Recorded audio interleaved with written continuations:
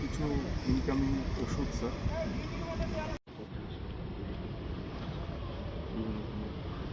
এগুলি আসলে মানে ব্যথানা ওষুধ, তারপরে তোমাদের ব্যথানা যেটা হচ্ছে আফিম তৈরি কেমিক্যাল। সম্মানিত সুধী, আজকের আয়োজনের মাধ্যমে আমরা একটি স্পষ্ট বার্তা দিতে চাই যে দেশের সীমান্ত ব্যবহার করে মাদক চোরাচালানের যে কোনো অপচেষ্টা কঠোর হাতে দমন করা হবে।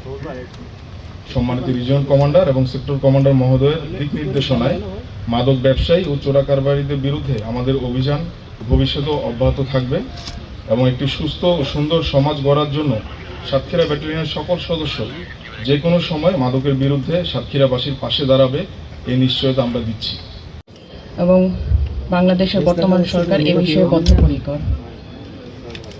আজকের এই মাদকদ্রব্য ধ্বংসকরণ অনুষ্ঠানের মাধ্যমে এরই একটি ডিসপ্লে হয়ে যাচ্ছে যে সরকারের বিভিন্ন দপ্তরগুলো মাদক ধ্বংসে বা মাদকের বিরুদ্ধে কতখানি তৎপর রয়েছে সে বিষয়টিকেই এখানে ফুটিয়ে তোলা হচ্ছে।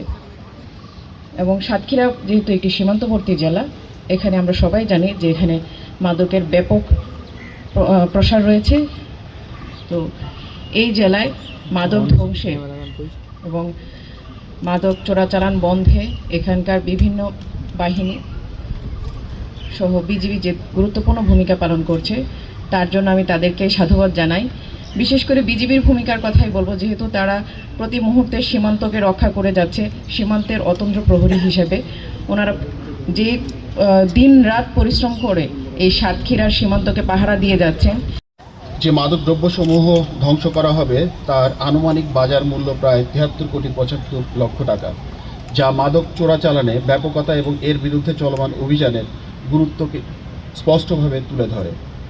আপনারা জানেন যে আমরা আজকে যে মাদকদ্রব্য ধ্বংস করব তা শুধুমাত্র আসামিবিহীন যে মাদকদ্রব্যগুলো আমরা আটক করেছিলাম সেগুলোই এখানে উপস্থাপন করা হয়েছে এবং ধ্বংস করা হবে। এছাড়াও আমরা আসামি সহ যে মাদকদ্রব্যগুলো আটক করি সেই মাদকদ্রব্যগুলো কিন্তু আমরা পুলিশের মাধ্যমে আমরা প্রসেস করে থাকি।